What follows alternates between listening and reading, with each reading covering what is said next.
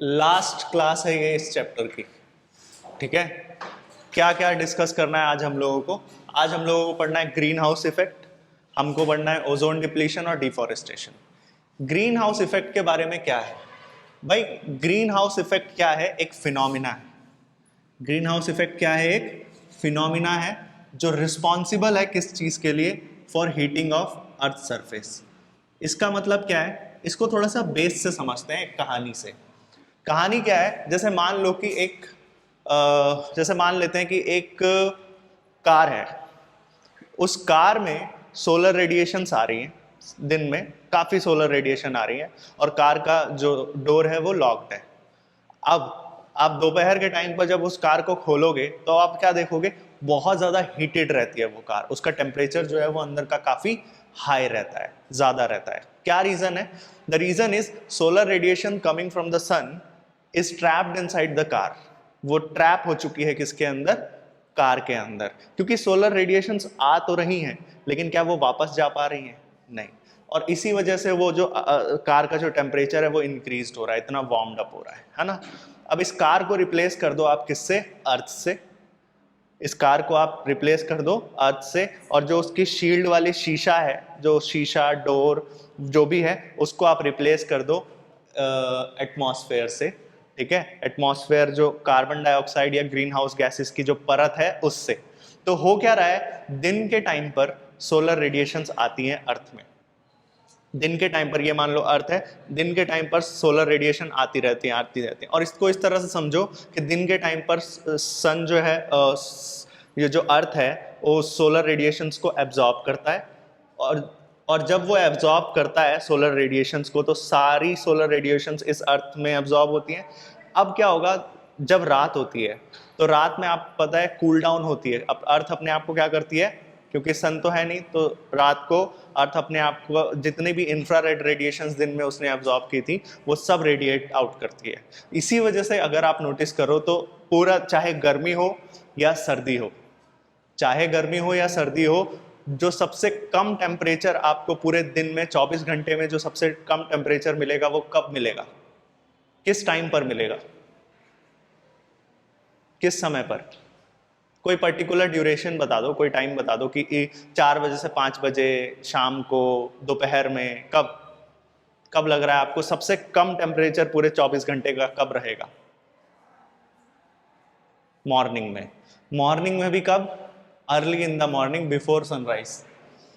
यही है ना, 3 बजे। क्योंकि शाम जब सनसेट हो चुका है उसके बाद से अर्थ सोलर रेडिएशन निकालना शुरू करेगी और 2 बजे 3 बजे तक ही पूरा जो है अर्थ जो है वो ठंडा हो चुका होगा, और तब आप देखोगे कि सबसे कम टेम्परेचर होगा अर्थ का, होगा ना। तो लेकिन अब एक यहाँ पर कहानी ये है कि अगर सन रेडिएशंस, सोलर रेडिएशंस आ भी रही हैं और ये सब सारी हीट बाहर छोड़ दे रही है, इस केस में अर्थ का टेम्परेचर का कितना होना चाहिए विदाउट ग्रीन हाउस गैस? अगर कोई अर्थ में अगर कोई सोलर रेडिएशन ट्रैप नहीं हो रही है तो एवरेज टेम्परेचर इस अर्थ का होना चाहिए -18 डिग्री सेल्सियस। और -18 डिग्री सेल्सियस अगर एवरेज टेम्परेचर बोल रहा हूं मैं, एक्सट्रीम पे तो फिर कितना चले जाओ। अगर मैं बोलूं एवरेज टेम्परेचर अर्थ का -18 डिग्री सेल्सियस है, क्या लाइफ, जीवन इस अर्थ पे पॉसिबल हो पाता? नहीं। तो फिर क्या हुआ? बाय डिफॉल्ट कुछ गैसेस थी, जैसे कि for example majority carbon dioxide, methane, chlorofluorocarbon, nitrous oxide, N2O, ये सब गैसेस जिनको हम ग्रीन हाउस गैसेस बोलते हैं, ये मिलकर एक लेयर बनाती हैं किसके चारों तरफ? एटमॉस्फेयर के चारों तरफ, अर्थ के चारों तरफ, उस विंड शील्ड की तरह। कि रात में जब अर्थ अपनी सोलर रेडिएशंस को वापस, इंफ्रारेड रेडिएशंस को वापस करे, तो सारी रेडिएशंस को वापस ना करे। अगर सारी रेडिएशंस वो वापस ही भेज देगा, अगर कुछ अंदर ट्रैप्ड ही नहीं होगा, तो अर्थ का टेम्परेचर बहुत कम हो जाएगा, बर्फ जमने लग जाएगी हर जगह पर, और उसमें लाइफ पॉसिबल नहीं होगी। तो greenhouse gas is responsible for warming up the temperature of globe. Earth के ग्लोब का वार्म होने का जो रीजन, वार्म मतलब ग्लोबल वार्मिंग तो एडवर्स इफेक्ट हो गया, हम नॉर्मली भी बोल रहे हैं। नॉर्मली अर्थ का टेम्परेचर जो है वो एवरेज टेम्परेचर अभी ग्रीन हाउस इफेक्ट की प्रेजेंस में 15 डिग्री सेल्सियस है, और 15 degree Celsius temperature is nice temperature for the survival of organisms. जहां पे कहीं पर 30 चला जाता है, लेकिन एवरेज तो 15 है ना। 18 -18 पे तो नहीं सरवाइव कर सकते। कब होता था ये? इससे भी कम होता था कब? आइस एज की जब हम बात करते थे उस समय पर, लेकिन अब तो ऐसा नहीं है। समझ आया? तो अब हम देख रहे हैं कि ग्रीन हाउस इफेक्ट एक पॉजिटिव इफेक्ट है जो हमें देखने को मिल रहा है, जिसकी वजह से अर्थ में सर्वाइवल पॉसिबल है, लाइफ पॉसिबल है। दूसरी चीज यहां पर हम इस इफेक्ट को ग्रीन हाउस इफेक्ट ही क्यों बोलते हैं? इस इफेक्ट को ग्रीन हाउस इफेक्ट इसलिए बोलते हैं कि जो नाम है, ये नाम आया है आप लोगों का जो European countries, northern countries, Russia, Sweden, Switzerland, European countries जितनी भी हैं, वहां पर आपको पता है सन जो है वो बहुत कम ड्यूरेशन के लिए रहता है। अगर वहां गर्मी आती है, समर आती है, तो उस चीज को वो सेलिब्रेट करते हैं, समर सेलिब्रेट करते हैं। सोचो वो क्यों समर सेलिब्रेट करते हैं? क्योंकि गर्मी बहुत कम पड़ती है ना वहां, तो हमें, और सोलर रेडिएशन बहुत कम, तो गर्मी आती है तो उनके लिए खुश का गर्म चीज जो है वो गर्मी उनके लिए खुशी का माहौल होता है, त्योहार मनाते हैं उस समय पे वो। ठीक है, तो अब हुआ ये कि वहां पर आप ये नॉर्दर्न विंटर कंट्रीज जहां पर है, वहां पर सोलर रेडिएशन तो मिल नहीं रही हैं। अब सोलर रेडिएशन उतनी नहीं मिल रही है दिन में, तो क्या एग्रीकल्चर पॉसिबल है? नहीं, एग्रीकल्चर पॉसिबल नहीं है, तो फिर कैसे खाना खाएंगे वो लोग? तो वो क्या बनाते हैं, इस ग्रीन हाउस इफेक्ट का यूज करते हैं, ये वहीं से आया है। वो क्या बना, जैसे ही आपको यहाँ पर सीधा सामने देखो तो आपको क्या दिखेगा, एक शील्डेड एग्रीकल्चर होते हुए दिख रहा है ना, जिसको हॉर्टिकल्चर बोलते हैं। ठीक है, जरा प्रैक्टिकल एग्जांपल इससे ज्यादा क्या दिखाऊं? मिला कि नहीं मिला? नहीं मिला, नहीं दिखा? अरे सामने ही दिखा ना, वो जो शील्डेड है। लेकिन ये ग्रीन हाउस नहीं है, क्योंकि यहां पर ग्रीन हाउस की जरूरत भी नहीं है। वो कांच का घर होता है, एक कांच का ऐसा घर बनाया है, सोचो, जिसके अंदर क्या उगाया जा रहा है? प्लांट्स उगाए जा रहे हैं। ऐसे प्लांट्स उगाए जा रहे हैं जिनको सन की जो रेज है, सोलर रेडिएशन ड्यूरेशन जो है वो ज्यादा चाहिए। उसमें क्या होगा, जितने भी समय के लिए सोलर, वहां तो कम आ रही है सोलर रेडिएशन, जितने भी समय के लिए आएगी, लेकिन वो सन रेज जो है वो वहीं पर ट्रैप्ड हो जाएंगी। जब वही गाड़ी वाला एग्जांपल याद रखना, जब वो ट्रैप्ड हो जाएंगी, बाहर नहीं जा पाएंगी वो सोलर रेडिएशंस, तब आप देखेंगे क्या कि वो जो प्लांट्स हैं वो इजीली जर्मिनेट कर पाएंगे, क्योंकि सर्दी में तो जर्मिनेट नहीं कर सकते वो। तो वो जो हमने हाउस बनाया है ना, किस चीज का? कांच का, ग्लास का जो घर बनाया है जिसमें सनरेज ट्रैप्ड हो जाती हैं, उसको बोलते हैं हम लोग ग्रीन हाउस, उसका यूज करते हैं, वो एप्लीकेशन है। और ये इफेक्ट भी हमें ऐसा ही दिख रहा है कि जो इंफ्रारेड रेज आ रही हैं, लेकिन वो ट्रैप्ड हो जा रही हैं, किसकी वजह से? इन ग्रीन हाउस गैसेस की वजह से, जिसमें मेजॉरिटी कंटेंट कौन है? Carbon dioxide. ओजोन और water vapour are also minor contributor of greenhouse effect. ध्यान रखना, आपसे अगर कभी ऑप्शन में दिखे क्या वाटर वेपर ट्रैप कर सकता है? हाँ, समझ आया? Water vapour and ozone is also minor contributor of greenhouse effect. अच्छा एमसीक्यू है ये, याद रहेगी इतनी बात। बढ़े आगे, तो ग्रीन हाउस इफेक्ट और ग्रीन हाउस गैसेस आपको समझ में आया। अब हुआ क्या, ये तो दो बातें मैंने बताई, positive side of greenhouse effect. अगर ग्रीन हाउस इफेक्ट नहीं होता, अगर ग्रीन हाउस इफेक्ट नहीं होता तो क्या यहाँ लाइफ पॉसिबल थी? नहीं। दूसरी बात, एप्लीकेशन बताया कि जो ठंडे प्रदेश हैं, जो विंटर रिलेटेड कंट्रीज हैं, जो यूरोपियन कंट्रीज हैं, नदर्न कंट्रीज हैं, वहां पर अगर आपको एग्रीकल्चर करना है तो मेजॉरिटी आपको कई तरह के प्लांट्स में ग्रीन हाउस बनाकर ही करना पड़ेगा, क्योंकि वहां सोलर रेडिएशन कम है। तो वो उसका एप्लीकेशन हो गया। लास्ट एक नेगेटिव पॉइंट, क्योंकि हम लोग बहुत ज्यादा, मैंने आपको ये इकोसिस्टम में पढ़ाया था कार्बन साइकिल में, कि भाई मेजॉरिटी ऑफ सोर्सेस ऐसे हैं इस अर्थ में जो कार्बन डाइऑक्साइड को एमिट करते हैं, मीथेन को एमिट करते हैं। देखो कार्बन डाइऑक्साइड किधर किधर से एमिट हो रहा है, जब इंडस्ट्रियल एमिशन हो रहा है, वेहिकुलर एमिशन हो रहा है, हम लोग रेस्पिरेशन कर रहे हैं, एनिमल रेस्पिरेशन कर रहे हैं, प्लांट्स रेस्पिरेशन कर रहे हैं, सब जगह से कार्बन डाइऑक्साइड निकल रहा है। लेकिन उस कार्बन डाइऑक्साइड को एब्जॉर्ब कौन कर रहा है? सिर्फ और सिर्फ प्लांट्स। कौन एब्जॉर्ब कर रहा है? सिर्फ और सिर्फ प्लांट्स उसको एब्जॉर्ब कर रहे हैं, है ना। तो और हमने समझा ये कार्बन डाइऑक्साइड, मीथेन, ये सब अगर निकल रहे हैं तो ये तो ग्रीन हाउस गैसेज हैं। बहुत ज्यादा इनका जब एमिशन होगा ना, बहुत ज्यादा जब इनका एमिशन होगा तो वो ट्रैप होने लग जाए। अब ज्यादा रेडिएशन ट्रैप होगी, अब ज्यादा रेडिएशन ट्रैप होगी तो अर्थ का टेम्परेचर पहले जितना गर्म होता था और ज्यादा क्या होगा? हीट अप होगा, वार्म होगा, जिसको हम क्या बोलेंगे? On an average global warming. Global warming हो जाना ये तो नॉर्मल था, लेकिन इसका भी बहुत ज्यादा वार्म हो जाना एक अलार्मिंग सिचुएशन है। क्यों अलार्मिंग सिचुएशन है? क्यों नेगेटिव इंपैक्ट शो कर रहा है ये इसलिए नेगेटिव इंपैक्ट शो कर रहा है क्योंकि जब टेम्परेचर अर्थ का इससे भी बहुत ज्यादा बढ़ेगा तो फिर क्या होगा, कई तरह के ऑड क्लाइमेटिक चेंजेस आपको देखने को मिलेंगे। ऑड क्लाइमेटिक चेंजेस मतलब जैसे आपको ये देखने को मिलेगा कि भाई ग्लेशियर्स जो है वो पिघलने लग जाएंगे। ग्लेशियर्स, आपको पता है 30% of earth land surface area है ना, इस पूरे अर्थ का जो लैंड सरफेस एरिया है वो बस कितना है 30%। तो 30% अर्थ का लैंड सरफेस एरिया है, अगर इसमें भी अब मान लो कि ग्लेशियर्स पिघलने लग गए तो पानी बन जाएगा, और पानी बनेंगे तो आपको क्या देखने को मिलेगा, अर्थ का जो लैंड सरफेस एरिया जो परसेंटेज है वो क्या होने लग जाएगा, रिड्यूस, और आइलैंड्स जो हैं वो डूबने लग जाएंगे, कई जगह पर बाढ़ आ जाएगी, है ना, कई जगह पर बाढ़ आ जाएगी। और 30% में ही पॉपुलेशन इतना ज्यादा चिल्लम चिल्ली कर रही है, अब अगर मान लो ये 20% 25% हो गया तो फिर तो बहुत मुश्किल हो जाएगी ना रहने के लिए, जगह ही कम पड़ जाएगी। आ रहा है समझ कि नहीं? तो वही कहना चाह रहे हैं कि ग्लोबल वार्मिंग की वजह से बहुत सारे ऑड क्लाइमेटिक चेंजेस आएंगे। क्यों? सर्दियां पड़ेंगे ही नहीं, है ना, कई तरह, अगर सर्दी में टेम्परेचर उतना नहीं पड़ेगा तो वाटर साइकिल डिस्टर्ब हो जाएगी आपकी, सर्द पूरा क्लाइमेट जो है वो वेदर वगैरह डिस्टर्ब हो जाएगा, गर्म होने लग जाएगी अर्थ, ठीक है, गर्मियों में बहुत ज्यादा गर्मी पड़ेगी, ठीक, और आप देखोगे बारिश भी उतनी ज्यादा नहीं होगी, बहुत सारे, कहीं बारिश हो रही है तो बारिश होती ही जा रही है, कहीं सूखा पड़ रहा है तो वहां डेजर्ट हो गया है। इस तरह के ऑड क्लाइमेटिक चेंजेस आपको ग्लोबल वार्मिंग की वजह से देखने को मिलेंगे। कई तरह के ऐसे स्पीशीज होंगे वो एक्सटिंक्ट हो जाएंगे। क्यों? क्योंकि उनका टेम्परेचर यहाँ पर सूटेबल नहीं होगा, फेवरेबल नहीं होगा, तो वो एलिमिनेट हो जाएंगे, एक्सटिंक्ट हो जाएंगे, बायोडाइवर्सिटी कम हो जाएगी, ग्लेशियर्स का पिघलना, वाटर लेवल का राइज होना, वो तो है ही। ये सब इफेक्ट्स को हम बोलते हैं वेदर का चेंज होना, इसकी वजह से इसको बोलते हैं एल नीनो इफेक्ट। क्या बोलते हैं इसको? El Nino effect. समझ आया? तो इतना जो पोर्शन था इसको हम बोलते हैं ग्रीन हाउस इफेक्ट, और ग्लोबल वार्मिंग साथ में पड़ा। एक कॉन्सेप्ट है जिसको बोलते हैं ओजोन डिप्लीशन।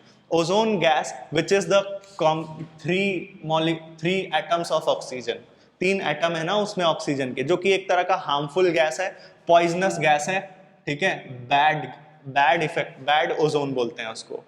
अगर वो ट्रोपोस्फेयर में है तो मतलब यहाँ पर जहां हम लोग रहते हैं यहाँ पर अगर ओजोन होगी तो वो हमारे लिए हार्मफुल होगी, प्लांट्स के लिए हार्मफुल होगी, एनिमल्स के लिए हार्मफुल होगी। लेकिन it is also good. Where it is good? It is good in stratosphere. How it is good in stratosphere? Stratosphere में ये अच्छी कैसे है? स्ट्रेटोस्फेयर में इसलिए अच्छी है क्योंकि सन से हम देखते हैं क्या आती हैं, कुछ यूवी रेडिएशंस आती हैं, और ये ओजोन लेयर क्या करता है, उन यूवी रेडिएशंस को ब्लॉक करता है, ठीक है। क्यों? क्योंकि UV radiations has some negative impacts on us. कैसे? यूवी रेडिएशंस क्या करती हैं? यूवी रेडिएशन अगर हम तक पहुंची तो इन्फ्लामेशन होता है कॉर्निया में, स्नो ब्लाइंडनेस देखने को मिलेगा। अगर UV B radiation, specially B की बात किया, ध्यान रखना, यूवी बी रेडिएशन अगर हम तक आती है तो क्या हो सकता है? मोतियाबिंद, कैटरेक्ट। अगर हम तक आती हैं तो परमानेंट डैमेज हो सकता है किसको? कॉर्निया को। स्किन कैंसर जैसे सिचुएशंस देखने को मिल सकती हैं। तो इस तरह का डैमेज हो सकता है, म्यूटेशन हो सकता है, कई तरह का और भी कैंसर हो सकता है स्किन कैंसर के अलावा। तो आप देखो तो यूवी बी रेडिएशन खतरनाक है जो सन से आ रही है। उस यूवी बी रेडिएशन को रोक कौन रहा है? ओजोन लेयर, O3 रोक रहा है ना वो, तो अच्छी बात है ये। हुआ क्या, देखो क्या होता है, आपको ये पता है कि ऑक्सीजन होता है, स्ट्रेटोस्फेयर में ऑक्सीजन था, वो मिला किसके साथ? वो मिला नेसेंट ऑक्सीजन के साथ, in the presence of UV rays. UV rays itself, UV rays from sun itself is reason for the formation of ozone, और इससे क्या बन जाएगा आपका? ओजोन बन जाएगा। तो यूवी रेज ने इसको ट्रैप करके क्या बना दिया इधर? ओजोन। वो ओजोन बनाने में, यूवी रेज ओजोन बनाने में बिजी हो जाता है, तो ओजोन बनाने लग गया, तो क्या वो अर्थ तक पहुंचेगी यूवी रेज? नहीं। क्यों? क्योंकि वो ओजोन बनाने लग गया। इस तरह से एक लेयर बन जाती है जिसको आप क्या बोलते हो? Ozone layer. अब हुआ क्या, हम लोग क्या करते हैं? क्लोरोफ्लोरोकार्बन्स का यूज करते हैं एसी में, रेफ्रिजरेटर्स में। अब ये क्लोरोफ्लोरोकार्बन्स, देखो, UV rays is the creator, UV rays is the destroyer. कैसे? यूवी रेज ने क्या किया था? ओजोन बनाया था, और ये ओजोन हमको प्रोटेक्ट करती है, यूवी रेज को अर्थ तक नहीं आने देती, है ना। अब क्या हुआ, हमने क्लोरोफ्लोरोकार्बन यूज करना शुरू किया एसीज में, रेफ्रिजरेटर्स में, ठीक है, बड़े बड़े कंटेनर्स में। तो तब क्या होगा कि क्लोरोफ्लोरोकार्बन्स जिसमें क्लोरीन अवेलेबल है, जिसमें क्लोरीन है ना, तो इसका जो क्लोरीन है ये किससे कंबाइन करने लग जाएगा, ये कंबाइन कर जाएगा ओजोन के साथ में, O3 के साथ में, in the presence of UV raise. Again this becomes the destroyer, मैंने बोला था यही ओजोन को बनाने वाला है, यही ओजोन को तोड़ने वाला है। अगर यहाँ पे क्लोरीन प्रेजेंट हो, क्लोरीन तो हमारी वजह से आया ना, तो वो क्लोरीन जब आएगा यहाँ पर तब आप क्या देखोगे, तब आप ये देखोगे कि भाई ये Cl कंबाइन कर जाएगा किसके साथ में, ऑक्सीजन के साथ। क्या ओजोन टूट गया, तोड़ने के लिए कौन रिस्पॉन्सिबल था? तो अब ये ClO की जो लाइफ स्पैन होती है वो बहुत ज्यादा होती है, इतनी जल्दी ये नहीं टूटेगा, समझ आया? इसकी लाइफ स्पैन बहुत ज्यादा होती है, तो क्लोरीन बहुत ज्यादा लंबे समय तक रहेगा। तो आज हम क्लोरीन यूज कर रहे हैं, 50, 60, 100, 200 साल तक वहां पर स्ट्रेटोस्फेयर में क्लोरीन रहेगा। समझ आ रहा है? यूवी रेज से ये टूटने भी लग गया। ठीक, अब एक बात और सोचो, एक बात और सोचो, इससे क्या होगा? जब ओजोन नहीं होगी तो इसका क्या नेगेटिव इंपैक्ट पड़ेगा इस अर्थ पर? यूवी रेज आने लग जाएंगी, कहाँ आने लग जाएंगी? अर्थ में, जिसकी वजह से inflammation of cornea, snow blindness, cataract, permanent damage of cornea, skin cancer. तो थिकनेस ऑफ ओजोन जो होती है वो कैसे हम मेजर करते हैं? By Dobson unit. हमने ये ऑब्जर्व किया, जो एक एरिया था अंटार्कटिका में, वहां पे ये जो थिकनेस है बहुत ज्यादा रिड्यूस हो गई थी, उसको हमने नाम दिया ओजोन होल। फिर हम लोगों ने एक क्या इसको रोकने के लिए हमने बोला ये तो बहुत ज़्यादा इम्पैक्टफुल हो रहा है, तो हमने उसको रोकने के लिए कुछ मेजर्स लिए to control the emission of ODS। ODS मतलब ozone depletion, ozone depleting substances, ozone depleting substances, ozone depleting substances ODS को कंट्रोल करने के लिए, यानी कि बैन करो क्लोरोफ्लोरोकार्बन, नहीं यूज होगा अब से एसीज में और रेफ्रिजरेटर्स में। ठीक है, तो हमने चलाया कौन सा प्रोटोकॉल? Montreal protocol. कब की बात है? 1987 में। 1987 में बनाया गया, लेकिन उसको इफेक्ट में लाया गया 1989 में कि भाई ये यूज नहीं होंगे। क्यों? क्योंकि ये क्या कर रहा है, ये ओजोन को तोड़ रहा है, ओजोन की जो थिकनेस है डॉप्सन यूनिट में उसको कम कर रहा है, और ओजोन की जब थिकनेस कम होगी तो उससे क्या होगा, मैंने बताया यूवी रेज आएंगी, और यूवी रेज के आने से क्या होगा?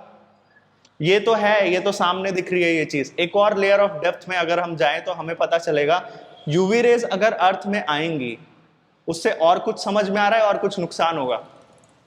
पहला नुकसान तो यही है, उसके अलावा क्या नुकसान होगा? मैंने बताया था it is the creator of ozone. UV rays जब सोचो एटमॉस्फेयर में आएगी, हमारे ट्रोपोस्फेयर में आएगी, तो क्या वो ऑक्सीजन हमारे यहां पर प्रेजेंट नहीं है? यहाँ पर जब यूवी रेडिएशन आने लग गई तो वो in the presence of UV rays ये ऑक्सीजन क्या बनने लग जाएगा? ओजोन। कहाँ ओजोन बनने लग गया? लोअर एटमॉस्फेयर, यानी कि ट्रोपोस्फेयर में। और मैंने बोला था ट्रोपोस्फेयर में ozone is not good, bad ozone, यानी कि वो हार्मफुल है प्लांट और एनिमल्स के लिए, हम लोगों के लिए। तो ऐसे तो मरेंगे ही मरेंगे, ऐसे भी मरेंगे। समझ आया? क्यों? क्योंकि यूवी रेस से तो खतरनाक है ही, खतरा है ही। दूसरा, ओजोन बनने लग जाएगा इस ट्रोपोस्फेयर में, बनेगा कि नहीं? क्योंकि यूवी रेस ही तो ओजोन बनाता है। नीचे ओजोन बनने लग गया, ऊपर बन रहा था उससे कोई दिक्कत नहीं है। समझ आया? तो ये नुकसान है, बैड ओजोन ट्रोपोस्फेयर में बनने लग जाएगी, which is harmful for plant and animals. इसलिए हमने अब थोड़ा सा फिक्स कर दिया है इसको हमने, अंटार्कटिका में जो ओजोन होल था। ठीक है, अब सुनो, आगे हम बात करते हैं इम्प्रॉपर रिसोर्स यूटिलाइजेशन पर। इम्प्रॉपर रिसोर्स यूटिलाइजेशन पर क्या बात करते हैं? क्योंकि हम रिसोर्सेज का यूटिलाइजेशन इम्प्रॉपर कर रहे हैं, उसकी वजह से क्या देखने को मिल रहा है? सॉइल इरोजन, डेजर्टिफिकेशन, इस तरह की प्रॉब्लम होगी, वाटर लॉगिंग और सॉइल सैलिनिटी। सॉइल इरोड हो जा रही है, ऊपर की जो न्यूट्रिएंट वाली सॉइल है वो बह के निकल जाती है, इरोड हो जाती है। क्यों? क्योंकि डिफॉरेस्टेशन बहुत है। दूसरी बात, डेजर्टिफिकेशन हो जाता है। आप क्या करते हैं? कन्वर्ट कर देते हैं पूरे के पूरे फॉरेस्ट को, किसमें? एग्रीकल्चरल लैंड में। तो क्या डेजर्टिफिकेशन नहीं होगा? होगा। ठीक है, ट्रीज को काटा जाता है टिम्बर के लिए, फायरवुड के लिए, और कैटल को रेंच करने के लिए। हमने अमेजॉन रेन फॉरेस्ट की बात की थी। ठीक है, झूम कल्टीवेशन,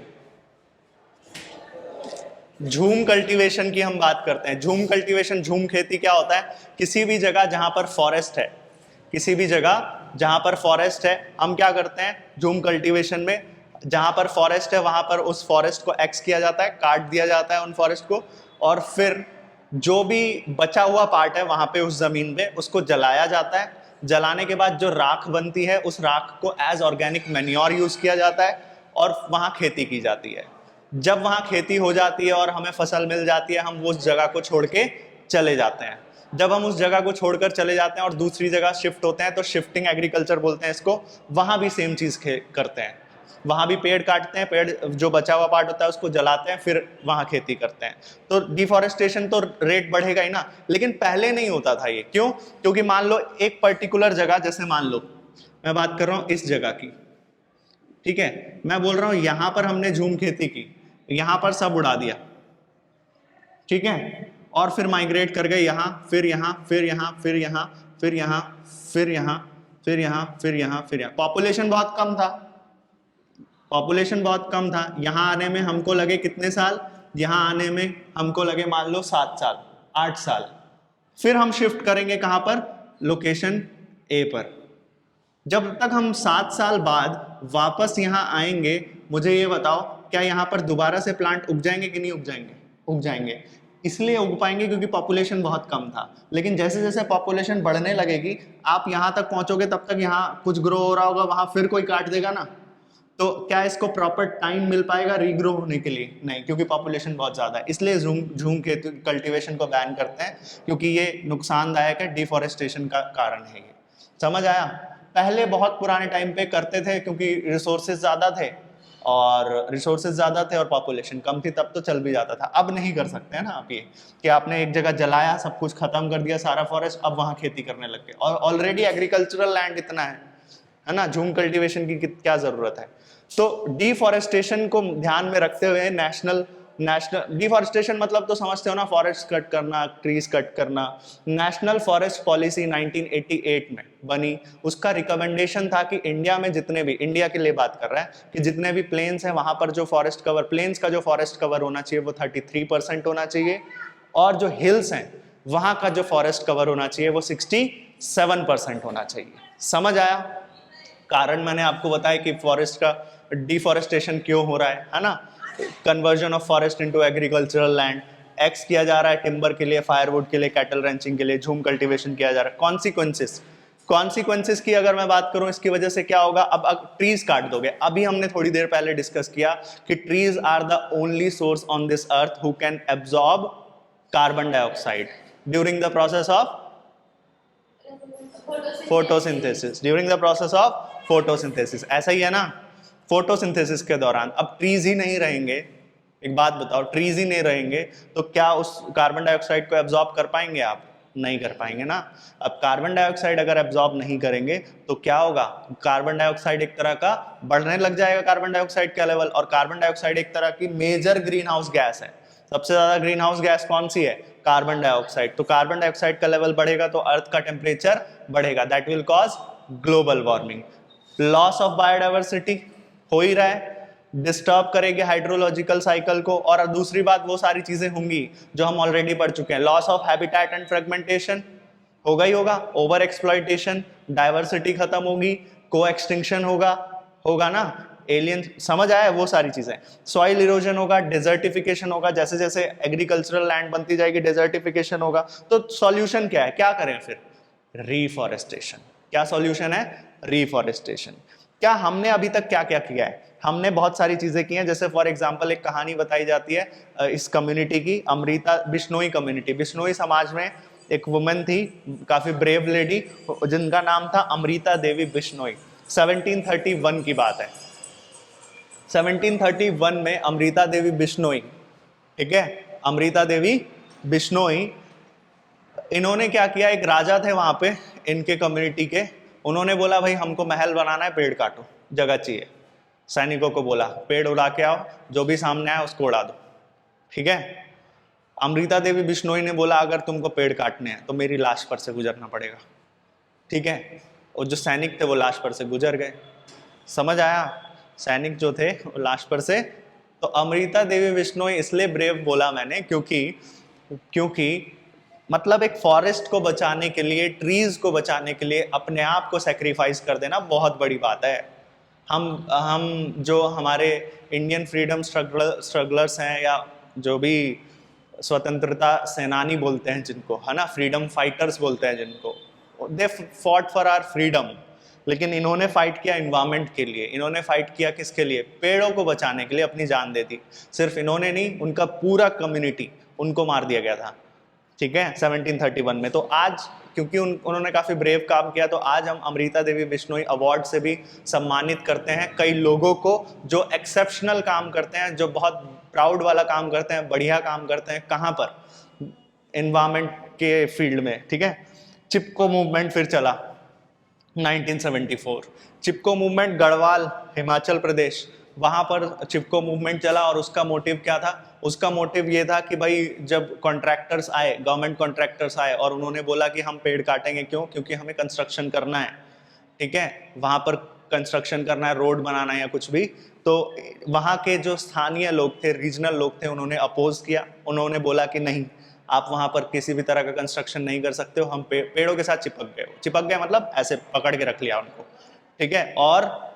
और इसलिए बोलते हैं इसको चिपको मूवमेंट, ठीक है, इसलिए इसको क्या बोलते हैं, चिपको मूवमेंट। और फाइनली फिर कॉन्ट्रैक्टर्स को पीछे हटना पड़ा, तो this movement was successful.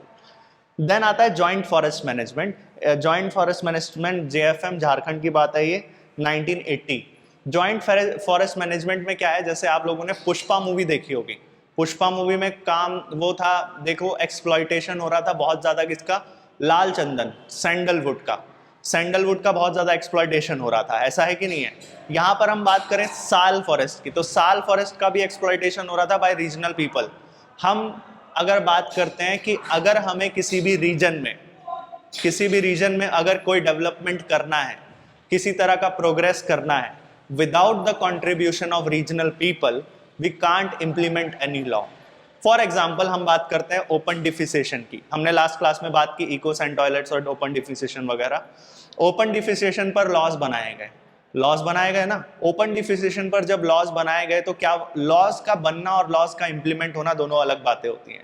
Open डिफिसेशन पर लॉज बन गए, चलो, लेकिन अगर उनको लोग ही पार्टिसिपेट नहीं करेंगे, उस पर लोग ही अगर उसे फॉलो नहीं करेंगे, is it possible to implement the law? कितना ही तुम रिस्ट्रिक्शन और कितना ही फाइन लगा लोगे, पॉसिबल तो नहीं है। समझ आ रहा है? फिर लोगों का कंट्रीब्यूशन बहुत जरूरी है। तो जेएफएम में हमने बोला कि यार लोगों के बिना तो इन साल फॉरेस्ट को बचाना मुश्किल है। हमने फिर यहाँ पर क्या, बिल्ली को दूध की रखवाली के लिए छोड़ दिया।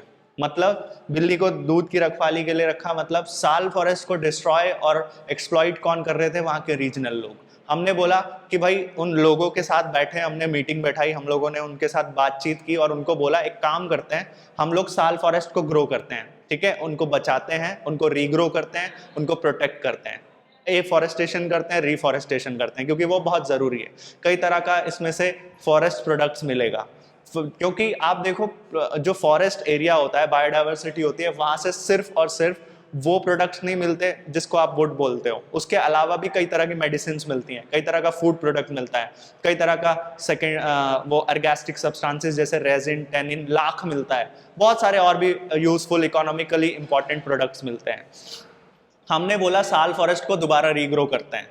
गवर्नमेंट एम्प्लॉइज, फॉरेस्ट ऑफिसर्स, वो आए इनके पास, बोले कि लोगों के पास कि दोबारा से ग्रो करते हैं, और उस ग्रो करने में हमें आप लोगों की सहायता चाहिए, हेल्प चाहिए, ठीक है।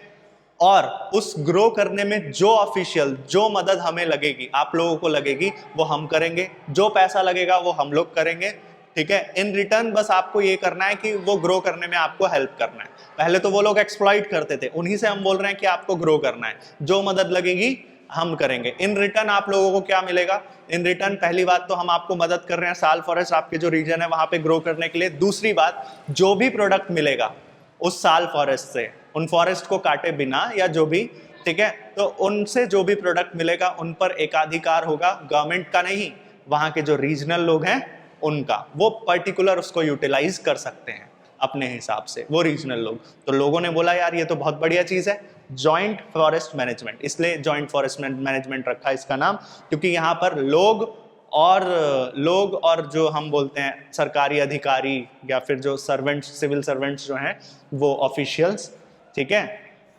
एग्जीक्यूटिव्स जो हैं, वो साथ में मिलकर मैनेजमेंट करते हैं, फॉरेस्ट का काम करते हैं। That was in 1980s। तो हमने बात की ग्रीन हाउस इफेक्ट, किस तरह से वो पॉजिटिव है, ठीक है, क्या उसका एप्लीकेशन है नॉर्थ कंट्रीज में, क्या उसका नेगेटिव है, ग्लोबल वार्मिंग। ओजोन डिप्लीशन की हम बात करते हैं, जिसको बनाने वाला यूवी रेज है, ठीक, जिसको तोड़ने वाला भी यूवी रेज है अगर क्लोरोफ्लोरोकार्बन प्रेजेंट हो तो। ओजोन किस तरह से गुड है, ओजोन किस तरह से बैड है। अगर स्ट्रेटोस्फेयर में है तो गुड, अगर ट्रोपोस्फेयर में है तो बैड। इतना समझ आया कि नहीं। इसको थिकनेस को मेंटेन कैसे करते हैं, डॉप्सन यूनिट। यूवी रेज जब आती हैं तो कई तरह की बीमारियां लेकर आती हैं। यूवी रेज जब ट्रोपोस्फेयर में आएगा तो ओजोन टूटेगा और ओजोन बनने लगेगा ट्रोपोस्फेयर में। That is also not good for humans और प्लांट्स और एनिमल्स, एनीवन। तो मॉन्ट्रियल प्रोटोकॉल बनाया गया। इम्प्रॉपर रिसोर्स का यूटिलाइजेशन होता है तो क्या होता है, डिफॉरेस्टेशन को ध्यान में रखते हुए नेशनल फॉरेस्ट पॉलिसी क्या कहती है, क्या रिकमेंडेशन देती है, क्या कारण है डिफॉरेस्टेशन का, और अगर डिफॉरेस्टेशन इसी रेट पर होता रहा तो क्या क्या चीज़ें होंगी और उनको बचने के लिए उन सब को क्या तरीका है, क्या सॉल्यूशन है, एंड क्या क्या मेजर्स, क्या क्या केस स्टडीज अभी तक हुई हैं। इन सब की बातें हमने अभी तक की और इस तरह से कथा समाप्त।